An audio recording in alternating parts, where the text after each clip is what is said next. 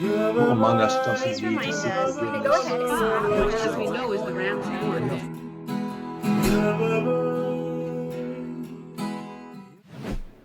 There are many rituals surrounding the Yamim Noraim, and these rituals are important because they provide a structure and a framework for this time of year.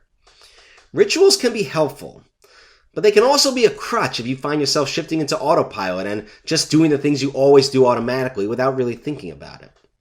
Sometimes, particularly in tefillot, I like when I can sort of be swept away by the music, by the ritual, by the movements.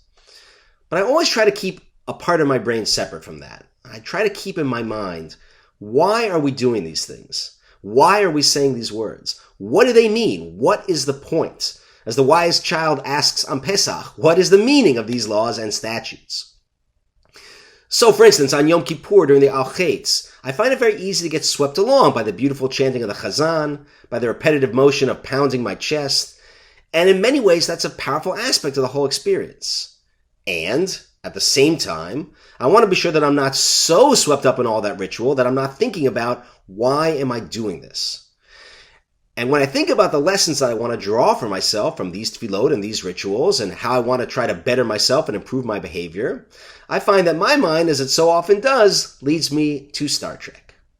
In particular, one of my very favorite scenes in all of Trek, which I think is very relevant during the Yamim Noraim, is the beautiful speech that Dr. McCoy gives to Captain Kirk in the episode Balance of Terror.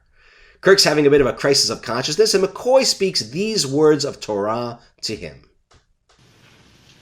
In this galaxy, there's a mathematical probability of 3 million Earth-type planets.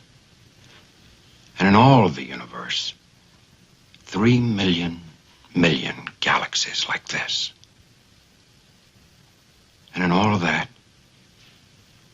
and perhaps more, only one of each of us. In just a few weeks, we'll begin another Chazara of the Parshiot of the Torah, and we'll read the creation stories in Breshit, and we'll be reminded of the very familiar words that we're all, each of us, created B'Tselem Elohim. We all, each of us in our own way, have a spark of the divine. We're each of us in all the world, in all the universe, unique.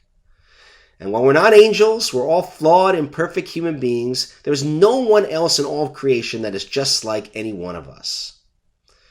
As I read the news and feel like almost every day I'm deluged by stories of division and violence and senseless hatred, I find myself thinking, if we could all treat one another, keeping that idea in mind, that every human being is unique and special in their own right, what a world this would be. I can't control anyone else's behavior, but I can control mine. And this is something that I'm going to try to keep in my mind as we enter the new year. And I wish the same for you. Shana Tova.